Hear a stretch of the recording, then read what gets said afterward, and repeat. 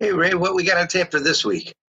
Well, I've been getting a lot of emails and a lot of comments about one of our past episodes people really, really liked. It was episode 7 with Tommy Scheckel.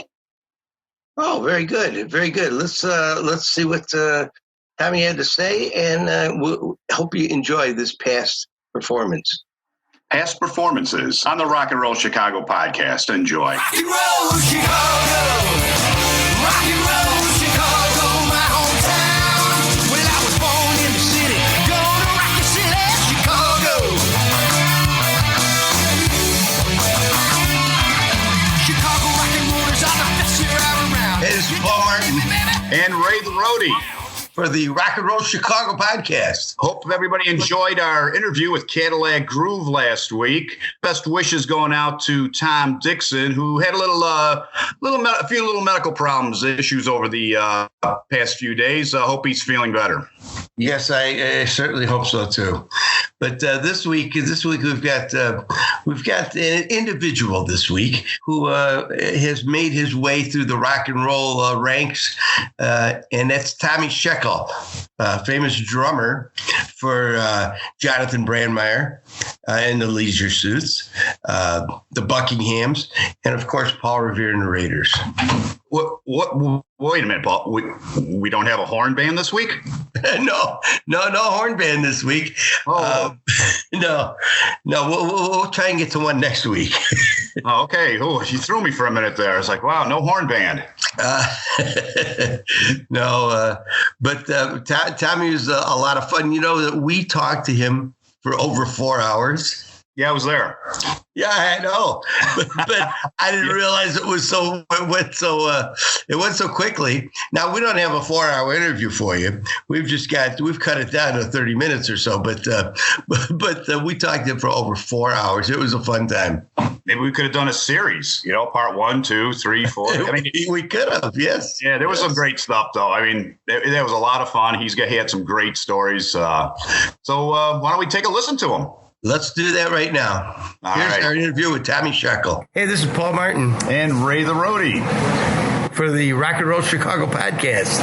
Today we're meeting with Tommy Scheckel, Chicago's very own. How are you doing, Tommy? Awesome, thank you. Now that I'm back here in the back room, having with you guys. Yeah. Beautiful downtown Frankfort, Illinois. It is beautiful, isn't it? So I got to start off by reminding you of a gig you played not too long ago with Dave Zane at the Blue Chip. Remember meeting me? I ran sound. Oh yeah, that's right. Yeah, that's right. At the what's the name of his band? Zane's Way. Zane's Way. Yeah. Zane's Way. Yes. You know what was That's funny? one of his bands, right? Yeah, he's got like a bunch of them. Yeah. What was funny about that gig is, that's really weird because I thought of this instance today. Dave said at one point he introduced me he was introducing the band, and he came to me and he said, "Boy, I know he's putting on a big show back there. I wish I could turn around and see it." And I wasn't putting on any show. I was just trying to concentrate and play these songs that I don't know. And it was embarrassing. And I don't know why I thought of that today when I was like brushing my teeth or something. I remember Dave saying that, and that was years ago. Yeah, that was a few years ago. Yeah. It had to be about 4 or 5 years ago, I'd say, easy. Are you still doing it? No, I've retired from there. Yeah? Yeah. For you? Yeah, I've kind of taken a hiatus from there. So, You filled in for a lot of different bands, though. Over the years, like when you were with the Buckinghams playing those big shows with Brass Roots and Herman's Hermits. You filled in for some of their bands, too. Yeah, well, when I was with Buckinghams, I played regularly with the Turtles when their drummer Joe Stefko couldn't make it, and then I did work with Grassroots and Gary Lewis and Playboys, and then with the Raiders, I got to play with a lot of people because we would go out and do tours with these bands, and then we'd be the band. We still are Mitch Ryder and the Detroit Wheels a lot of times. Right. We the Detroit Wheels, and then with tights and Raider boots on, back up Chuck Negron or Mary Wilson. I was surprised when you walked in today and you had your whole Paul Revere getup on. It kind of reminds me of the Jim Peters show we did. and he's purple. Well, I was at the pool, so I just had the Raider boots and Speedos on. And now I had to dress up for you guys. So how did you get started? Well, first of all, how did you get started in music business? I mean, I think probably like you. Yeah. Saw the Beatles. Yeah. Ed Sullivan. Yeah. Heard. Yeah. I remember the first time I heard "I Want to Hold Your Hand," and right. and that's what made you decide to be a drummer? That seemed like the simplest, I think. Was it Ringo? No, the guy you want to be is Paul McCartney or John Lennon. Right. I don't know. Something. That's an interesting question. Does an instrument pick you, or do you pick an instrument? Yeah, I don't know. How about you? Well, I want to play guitar. I got a guitar for Christmas one year, and that was it. Yeah. Yeah, I just thought that the drums were the coolest thing, I guess. Yeah. What did I know? When I was a kid, I wanted to play drums. I finally got my parents to buy me a set of drums and started playing with them. And I suddenly realized that the drummer's always in the back. Always. The guys with the guitars are up front. The chicks see them. They never see the drummer. I said, I don't want to do this anymore. I want to play guitar. They're like, oh, no, we got you the drums. You want to play guitar, you buy your own guitar. So I sold the drums and bought a guitar. Oh, you did? Yeah, there you go.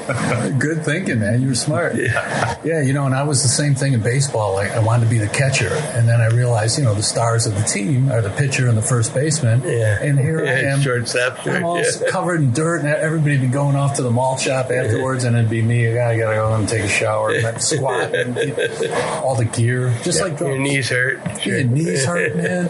You're getting hit in the head with bats and balls, and the pitcher's up there. Rod's like the lead guitarist or lead singer, Oh, well. So how'd you get hooked up with the Buckinghams? Buckinghams was your first big band that you played with, right? Actually, I got with Johnny Brandmeier. Oh, Johnny, that's right. Just Jonathan Brandmeier. Months before the Buckinghams. In Leisure Suits. Yeah, so I got with... So how did that go? I got a mysterious phone call one day from somebody on his team. He was just coming to town. I remember, I don't know if you remember, they were running those Mr. T commercials with him before he came to town. He looked like Mr. T. Okay. And, I pity the fool who doesn't turn into Loop or what. Right. And so they were running these commercials like crazy. And so I knew his name from these commercials, but he hadn't come over from Arizona yet, from Phoenix, where he was a big deal. Right. And one day I got a call, and it's somebody from his team saying, listen, Johnny's coming here. I don't know if you know anything about him, but he had a band. We played for 10,000 people, these shows in Phoenix, and we're going to do the same thing in Chicago. And we asked around. We need a drummer. We asked around, and your name came up a few times, and so here's the deal. I remember him saying, would you be willing to, play with underwear on your head if we asked you to? I said, yeah, sure, why not? I said, what the hell am I getting into? So, did you? Never did. Oh, no, okay. And what was funny is, I remember he said, and the pay will be... what did he say? Something like somewhere between I don't remember the figure, but like $400 and $4,000. I said, "Wow, great!" And then whatever it was always $400. Yeah. I said to his manager one time, I said, "You could have said $4 million." He said, "Yeah, I guess I could." Yeah. I could have said, "Yeah, between $200 and $2 million." Somewhere in that sweet spot. So now, did you play with the horn guys in that band? Were Kevin Kline, and Greg Hilton, and because they just played with the Noodles again. Oh yeah. And did the show with us a week ago. Oh, they did. Yeah. Oh, great. The Bonehead Horns. Yeah. Yes. We had a different name for them. Oh, yeah. We call them the Brass Holes. I like that. That's a good one. Nice Bonehead Horn section. Sure. Yeah, they were the Bonehead Horns, and Paul Mertens ended up on sax for a lot of years, and now he's with Brian Wilson.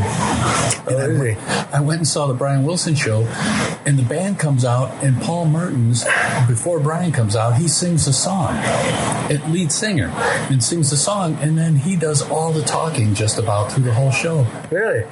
And I said to him afterwards, I said, "You got to be kidding me. Who knew you could even sing?" He said, "Nobody asked me." I mean, he's like a really good lead singer. Yeah, wow. Yeah. Bizarre. That's wild. Too much talent. Couldn't, How long did the Leisure Suits last? 25 years, maybe. Something like that. Wait, was it that long? Well, started in 83, and... So did you play with them the whole time? Mm-hmm. Oh, you did? Yeah, and there were a couple different... let's see. It wasn't straight through for 25 years, but, Johnny went... we did the TV show, then Johnny, he got off the loop and went to go to California for a while. He did some stuff. Right. And then he came back and reformed the band with a bunch of studio musicians, and so it was kind of a different band. Right. God, I guess that's got to span about 25 years. Wow. Because I got with the Buckinghams in 83, just months after them, after Brandmeier, and I was with them 27 years. So, yeah, maybe it wasn't 27 years. That led me up to 2010. 10, right. So maybe it was with Johnny 21 years, something like that, 22. So how did the Buckinghams thing come about? Oh, I did a session for like a jingle session, and two of the guys who were on it were Carl and Nick from the Buckinghams. They were on the session as well.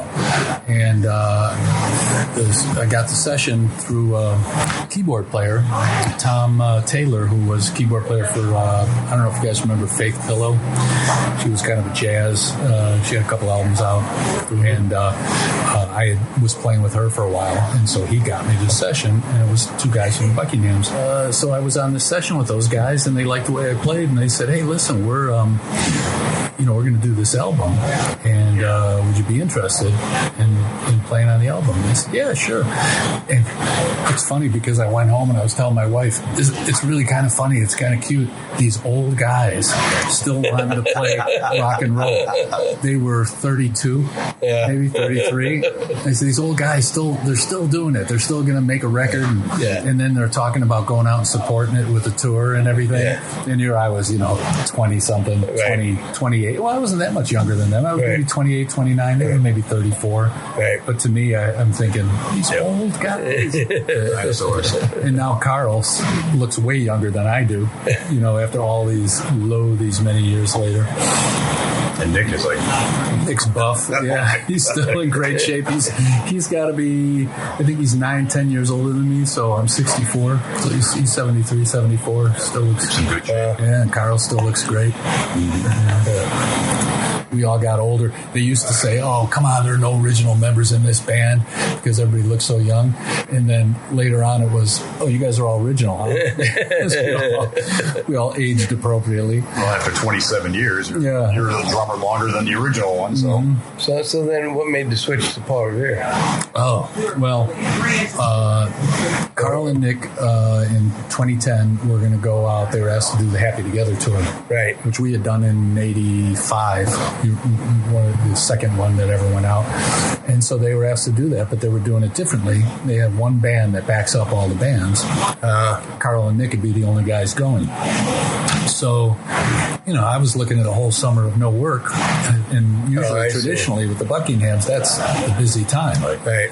So I was kind of like, this sucks. What am I going to do? Who am I going to play with? And right then, Paul called and said, "How'd you like being my drummer?" I said, I kind of like that. Kind of you couldn't have timed it more perfectly. Yeah. So there was no animosity with, I see Carl all the time, and I see Nick whenever I'm in Vegas, and Carl and I are still really good friends. That's good. And so they understood. It was like, well, we knew we were taking a chance that the band wouldn't stick around, but that was that. Oh, Bruce stayed. Bruce stayed, yeah. Bruce is now the longest reigning member of the Buckinghams other than Carl and Nick. He's what? Geez, what would it have been for me? It would have been 36 years, so he's 35 years with the band now. I saw Bob playing with some British guy. I can't remember his name. British guy? Yeah. Yeah, I don't know. I play once in a while, do some jobbing dates with Bob and a guy who used to play with Herman's Hermits, Mike Broccolari, and they have a duo. And they blend real well together. I forget who it was. I saw him somewhere, and this guy was playing there.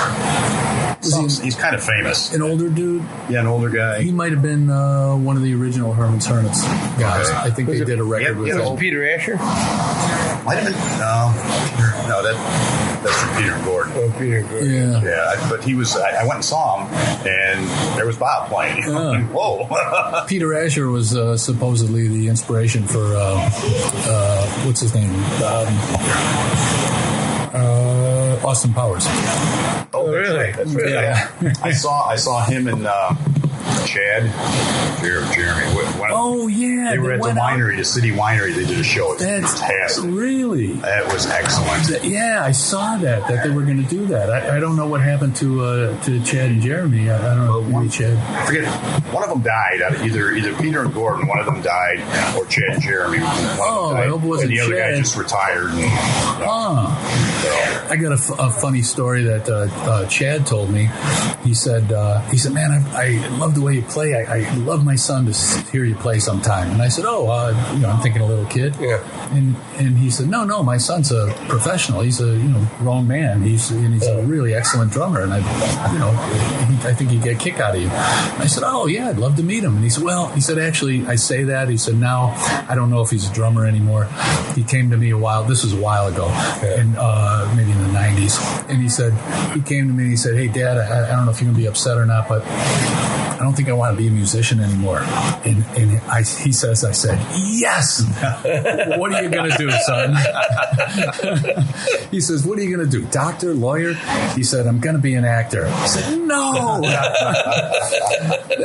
You can't. You got to be kidding. And he said, but he loves it and he's good at it. So I don't know. I don't know if I've ever seen him in anything since. I hope he's doing all right. Yeah. And I hope Chad's not dead. I haven't seen him in a long time. Yeah, I forget which one of them did pass, and the show was just last fall. I saw it. Yeah, I saw that was coming, and I would have liked to have been there. I think Excellent I had a gig. Yeah. So if they come back, I'd definitely go see him again. So it was Peter Asher, Peter Asher and Jeremy. Jeremy. Yeah, Jeremy. Yeah, because Jeremy's also an actor. You could tell. Yeah, right. He's up there. He's got a great voice, and he's so personable. He tells great stories. good show. Good show. Remember we were talking about that concert for George? Did you guys see that? The concert for George Harrison, big star stuff. Oh, yeah. And I said to him, hey, did you see that? And he said, see it. I was in the balcony with George's wife. I said, that's where he's at. Yeah. I saw it on TV. Yeah. I bought the DVD. Yeah, right. He was in the balcony with George's wife. Why the 60s music? I mean, is it just how did something I get you locked into that? Yeah, you just something you gravitated to, or I mean, I knew you grew up with it. I did. No, I got with the Buckinghams and stayed with them all those years. So through that channel, it's how I met all these guys. All the other bands. Right. Once you get, how it is. It's people would always say, other drummers, I want to play with the Grassroots or something. How do I do that? Right. Those people. It's like hiring from within. At a company. Sure. So once somebody knows you, they're comfortable with you, they see you play, then it's they hire you to sub or whatever. Right. And so I ended up playing with all these bands just based on me being there. I saw you play with the Guess Who too, right? Yeah. I'm sorry, that's a 70s band. Yeah. That was a trip. We do this cruise every year. It's a rock and roll cruise, and we have all these different bands. Right. And a lot of times I'm running around doing things on the ship that are related to the band's question and answer sessions and things like this. And this one year, a few years ago, I said to my wife, I just really need a vacation. I just really want to just chill. Let's just, we'll hide out on the ship. We'll do our own thing. And tonight, the first night before you get on the ship, said, let's go get a steak dinner. We're on vacation, and let's just really have fun. And I get a call right as we're getting ready to walk out of the room. Listen, I need to see you in the lobby. Is our manager. Guess who's got a problem? They're down here. And I said, oh, what kind of problem? They need a drummer. Their drummer is not going to make it. And I said, oh, no. You get seasick or what? No, well, it's what's funny. Their drummer, Gary Peterson, the original Guess Who drummer. Right.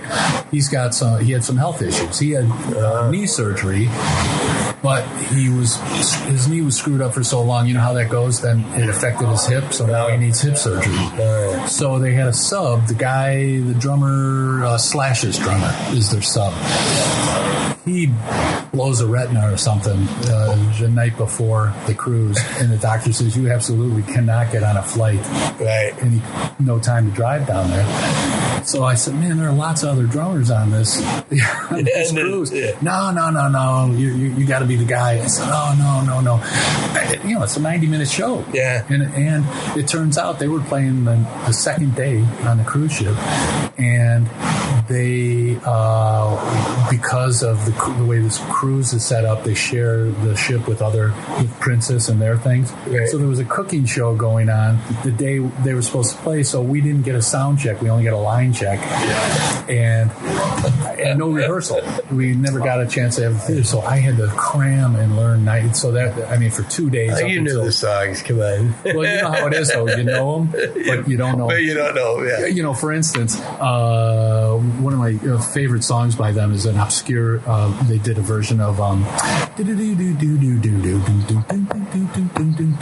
that? Shaking All Over. Shaking All Over. Yeah. So they had a hit with that wave, like the first hit, And so I go, Shaking All Over there. Phew, a 2-minute song. I can blow through this. They do a 10-minute, the whole Led Zeppelin thing. They break it down. It's all that kind of stuff. And I mean, it's complicated. And so it was a lot of work. I mean, I was up till 3-4 in the morning for 2 days. And then we get to sound check. They said, okay, we get to do one song. It's you. What do you want to hear? And I said, well, let's do the first song. Bus Driver. It's Bus Rider. He doesn't even know the names of the songs. I went, oh my God. I said, yeah, I'm sorry, Bus Rider. So we did that song, and then the crowd came in, and 10 minutes later, 15 minutes later, we played that song. So I got through the first song, and I was like, cool. Yeah. So it was fun. I mean, it was great. What a set list those guys have. God. Oh, yeah. I just saw they're coming to Rialto. Oh, are they? Yeah, like a couple months ago. It's a good show. It's really good. I'd like to see them, especially if they're all mainly originals. It's mainly some. Yeah. Well, they got the drummer. Okay. And they did have the bass player, and I don't know if he's still with the band or not. But the bass player, he at the Q&A thing, he was getting bombarded with, well, how come there's no Randy Bachman or what's his name? And so he finally said, look, I get this question all the time. No, the singer. Keyboard. Yeah, you're right. Turner. No. Turner. What's his singer? Oh, this is terrible that we can't put together the singer of the Guess Who's name. Well, it's because we're all about the same age. It's I know. You all know. I missed my tapioca today. Everybody knows. We'll edit this in. Yeah, and put in the name Joe Smith. But he said, look, we own the name. Look it up. Yeah, he said we own the name, and don't tell us.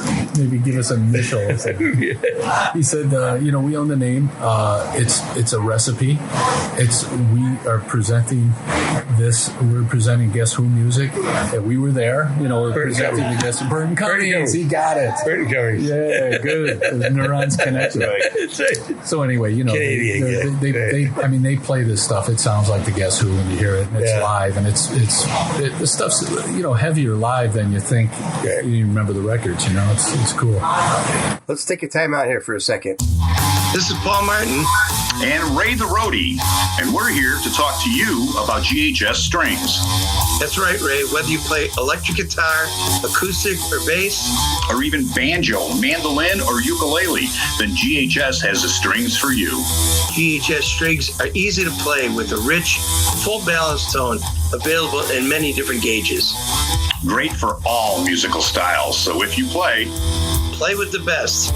Play GHS strings. Road to Rock Radio is proud to welcome Paul Martin of M&R Rush and the Dancing Noodles and Ray the Roadie, the Rock and Roll Chicago podcast. Join Paul and Ray as they bring you weekly interviews from bands that have rocked Chicago. It's the Rock and Roll Chicago podcast, Monday night at 6 on Road to Rock Radio. Chicago!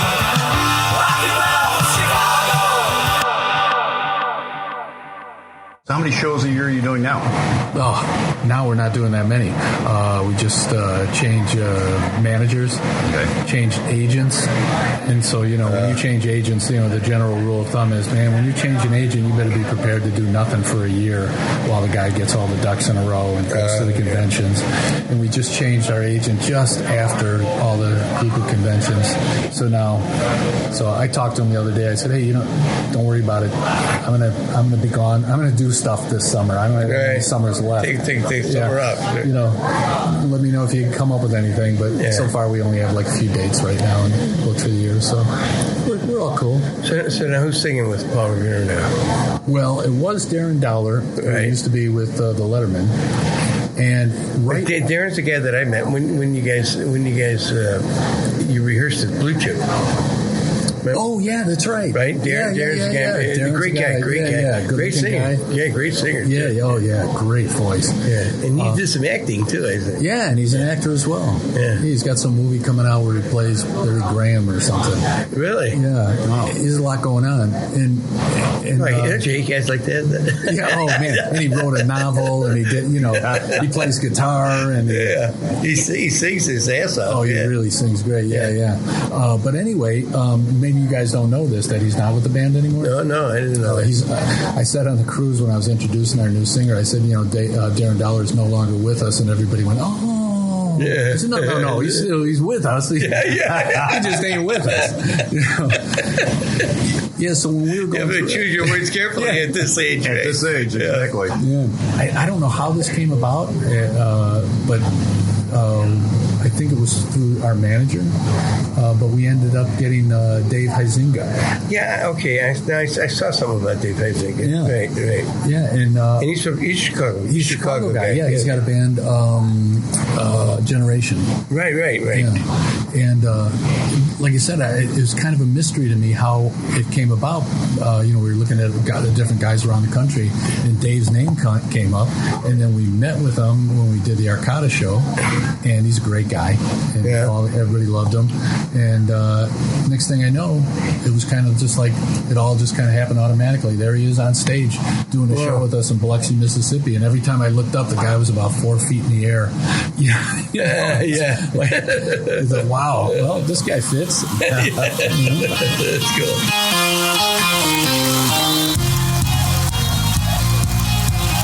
Girl, you thought you'd find the answer on a magic carpet ride last night, but you wake up in the morning, the world still gets you uptight. Well, there's nothing that you ain't tried to fill the emptiness inside. When you come back down, girl, still ain't feeling right.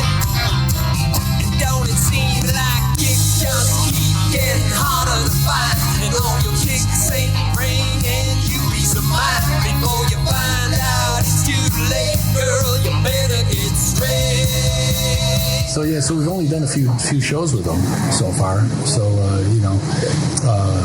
we're still kind of in like a breaking in period, but he's got it down. So tell us about Paul Revere, and obviously he's no longer with us. No, it's too bad. I feel bad for Dave that Dave didn't get a chance to work with Paul, because Dave's so enthusiastic, and Paul would have loved that. But Paul, did you meet Paul at Marty's wake, Marty Bilecki's wake? No. You know, it's funny. Paul came to Marty Bilecki's wake. He did, and I was there. Oh, were you there? Yeah, I was introducing Paul to everybody who came around. Okay. And I can't tell you how many people still to this day come to me. That was 12 years ago, 11 years ago, something. And they come up to me and go, "Hey man, thanks for introducing me to Paul. That was really cool." Because he was such a down to earth and super cool guy. Right. I kind of remember just meeting him at Blue Chip one time. Oh, did you? Yeah. One time you played there. I can't imagine that you didn't walk away thinking, "Oh, nice guy." Oh yeah, funny and yeah. And he had some great stories. Great stories, man. Yeah. And we for some reason, I don't know why, we clicked right away when I got in the band, and we just hit it off, and we were like thick as thieves for the rest of the time he was alive. Right. And how many years did you get to play with him? 4. 4. I thought it was a real short time. Yeah. 4 out of the 9 years I've been with the band. So is his son still with the band, Jamie? Yep. Yeah, Jamie Revere. It's with Paul. It's funny, when I joined the band, he kept saying, "How'd the Buckinghams take it?" And he said, "Here I am stealing their drummer." I said, "Oh, they were cool." And he said, "They hate me?" I said, "No. They understand. They get it, and they understand it's an opportunity too. The Raiders had 18, 20 hits. Sure. And I just the way he kept saying, "Well, don't burn any bridges. I don't like nobody should burn any. You never burn any bridges in this business." I said, "No, everything's great, man. We're going out to dinner with Carl in a couple nights." "Oh, great." So I kept thinking, well, he'll be 75 in 3 years. I've got a feeling 75 is a round number. I'll bet I get 3 years with Paul, and he'll retire. But he had no intention of no intention of retiring. No, because he kept going. Yeah. The last year we played with him, he was sick, and he had a brain tumor, and we went out and did shows for a year. You couldn't stop him. It's a shame. Yeah, man. And it's funny because he saw Dick Clark. They went and had lunch together at Dick's home. I don't know, maybe a month before Dick died, and he said Dick was, Dick had a stroke and everything, and he said, but there's Dick still talking about doing the Rockin' New Year's Eve show and doing some other shows, and he said, man, I don't think so. He said, if I had a stroke, I think I'd, but that wasn't the case, Paul. Paul was showbiz 101. He was gonna go till couldn't do it anymore. How's the band treating? Now he did a lot of writing, didn't he? Of the songs? Yeah. No, Mark Lindsay did some. Paul wrote a couple, maybe 2-3 songs. But Paul's main thing when the early Raiders were together was he was the keyboard player and the leader of the band and the head clown. Right. And so after the Raiders stopped, recording together after the Columbia, the last Columbia album was pretty much it for them. I think Mark and Paul did some things. They did a couple of records after the Columbia thing, but that was kind of the end. Our guitarist, Doug, who's been with the band 45 years. Oh, really? Just had his 45th, 46th anniversary. Wow. He was on the last Columbia record, Raiders. Oh, wow. And bass player, he joined the year after. One of them was playing with M&R Rush, and Paul stole him. I think the guitarist. Yeah. After that, Paul's kind of revamped the band, retooled. Well, I don't know if he retooled it. He just took it more in his direction, which was total whack out. Almost a comedy show. A major comedy show. Yes. Fast paced. Boy, those guys. Yes. Paul was younger, and they had the original drummer and singer that when I first met the Raiders, when we were playing with them, we'd always do, the Buckinghams would be on a show with the Raiders, say there'd be 5 bands, like some all-day thing, and we'd be the first or second band, and then the Raiders would be headlining at night. So, I'd always try to stick around and watch those guys, and man, they were good. they were fast, like a lot of real fast slaps. Just super fast. Everything was, and Paul, the things coming out of Paul's mouth were hysterical and fast. And by the time I joined the band, Paul had slowed down, but it was like he was still pretty quick. He was still pretty quick, but it was like fine wine. Now the whole thing was refined, and it was really, I think, his best. The best he was. How's the band changed since he's been gone? Well, now it's all music. With Darren, we had a little bit of comedy stuff that we kept, but like I said, with Dave, Dave's like an unknown to other than we've done a few shows. Real high energy, super nice, crowd loves him, and sings well with the band and everything. And so we just haven't done enough shows to where we've developed any kind of a show.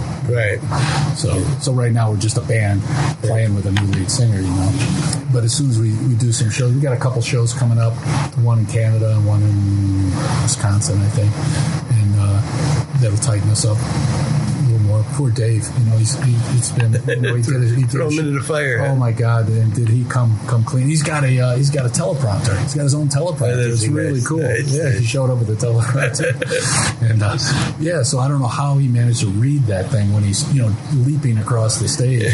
So there were some people that weren't. Very few minority of people would come to a show and go, "Oh man, there was too much comedy." It was right. I came to see the Raiders. Every once in a blue moon, we get that comment. So for those people, we say, "Well, now go and see the band because it's all music and a little bit." Well, you probably get a few people that go, "Where's the comedy at?" I'm sure. But they know where the comedy's at. It went with Paul, and there's no way we could. There's no way we could try to reproduce it because it was all. It was all him, and he. So much of his comedy was interacting with the band. He'd say something about, I'm 72 years old. And that's not old, is it? And he'd point a gun at the band. Oh no! So it's all that kind of stuff, and it was all Paul, and then the band would react. Like we were doing a play or something. It was like a play. Yes, it was. Yes, it was. Yes. What was funny is that playing with Johnny B really prepared me for playing with the Raiders because Johnny was so off the cuff and comedy, high energy, and a lot of comedy, a lot of sets and things like that. So I think maybe that's why it's stuff that happened spontaneous. A lot of spontaneity, and I think that's probably why when I got with the Raiders, Paul kept saying, "Oh God, you're a perfect fit." It's like you've been playing with the band forever. And he said, "Well, first of all, I've seen the band. I watched you guys every single time we played with you. I've played with them. I've seen them 1,000 times." And then I think Johnny was a good training ground. But you could always tell a good drummer. And he doesn't have to be technically proficient. No. But there's something about a guy who's who's in control. Right. Yeah, I love that. Yeah, and I got to say, you were always in control. Thanks, because I'm the loudest. Well, you are pretty loud. Yeah. I remember standing behind you at a sound check, and for Paul Revere, it was when you guys were rehearsing it. Oh, okay, yeah. And I was standing behind you, and I was like, "Man, you said them suckers." I got paid by the beat. Paid by how loud I played. Yeah. I gotta say, out of any drummer I've seen, you seem to have the most fun up there. I do have fun. You really, you really project it. That's important. Well, when I found out they were paying me, then you had even more fun. Yeah, you know what? How that happened? I used to play really intense. I think I still play intense, but I used to play intense like. But now you're in big stadiums. You're out of the tents. Yeah, I'm out of the tents. Yeah. But when I used to play intense, I go home with a headache every night. I thought, well, it's part of the thing, volume. And I remember seeing Billy Cobham from Mahavishnu Orchestra, and he's an amazing player, but he would smile when he played, and he was just, you could tell he was having fun. This wasn't hard for him, playing in 9/8 and 5/4 and all these weird signatures. He was just having a good time, being amazing. And I thought, that's how I feel when I'm playing, but whenever I see a video of myself, I look all angry, I look all intense. I thought I should just loosen up a little bit. Maybe I'll have a better time. And man, once I did that, it was like I took an acting class or something where they taught you how to free up your emotions. And then I was myself. That's awesome. It's good. It's a cool story. Yeah, and thank you, Billy Cobham. You wouldn't think of him as being some like rock guy who's having a great time, but. Well, yeah. Thanks for joining us. Well, sure. Thanks for the compliment. Anytime. Yeah, thanks for having me. It was fun. I'm definitely gonna have to come out and see you guys once you're in the area. Yeah. Once you get back on the road again. Yeah. God bless us, please. Get put back out for Dave Huizinga's sake. He learned the whole show. Right. So can anybody find you on Facebook or? Tommy Scheckel. Okay. Facebook.com/ Right. I should just say / Tommy. Yeah, and it's just stupid stuff. Yeah. And of course, Paul Revere. Paul Revere. Yeah, I think our Facebook page, I don't know why we set it up this way. It's I think it was a corporation thing, but it's Paul Revere's Raiders / Paul Revere's Raiders. But we do own Paul Revere and the Raiders, but I can't remember why we never. I don't know. Doesn't matter. But we're live. We're active on Paul Revere's Raiders and Paul Revere and the Raiders.com. Oh, okay. Yeah. Cool. All right. Thanks a lot, Tommy. Thank you, man. Good to see you, buddy. Thank you. All right. Well, that sure was fun talking with Tommy, wasn't it, Ray? Yeah, it sure was. Almost makes me want to go and put one of my Revolutionary War outfits on. Yeah. I bet you look good in that, too. Yeah, you ought to see the pants. Yeah, I think the boots are hot, They are. That was a great, that was a great interview. Tommy's a great guy, loves to talk. Yeah, and one of the parts we talked about that we didn't get to put on the podcast was a book that he's come out with called Sticks and Skins, a book that he's part of, I should say. That he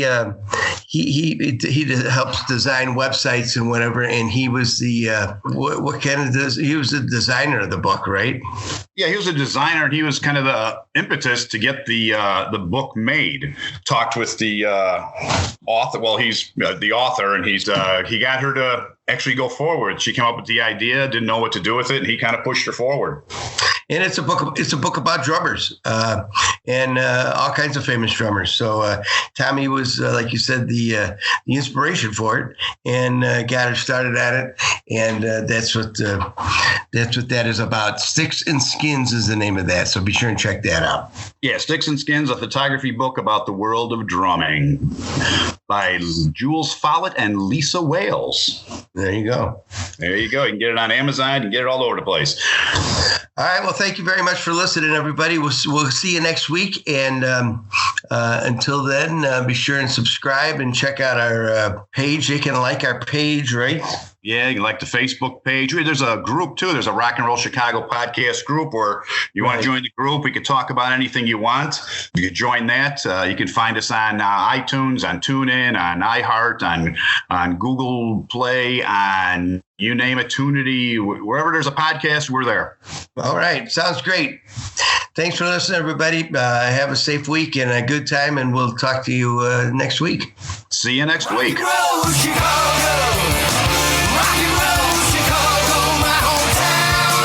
Well, I was born in the city, gonna rock the city, Chicago. Chicago rock and rollers are the best you're ever around. You don't believe me, baby? Come on down. The Rock and Roll Chicago podcast does not own the rights to any of the music that's played on this podcast. The music is used to promote the band or musicians that are interviewed.